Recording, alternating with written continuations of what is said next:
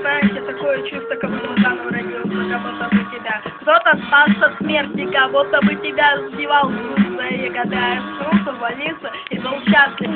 Не то, что ты в больнице, а то, что ты живой. Знаете, ощущение такой любви, крепкая любовь, это значит, что ты прав, значит, что ты счастлив будешь. Так, брат, объясняю то, что все нормально будет. Она не должна меня бросить, надо к ней нормально подкатить цветами, букетов роз, подойти сказать привет, ты мне нравишься, сказать, может быть, начнем наши отношения.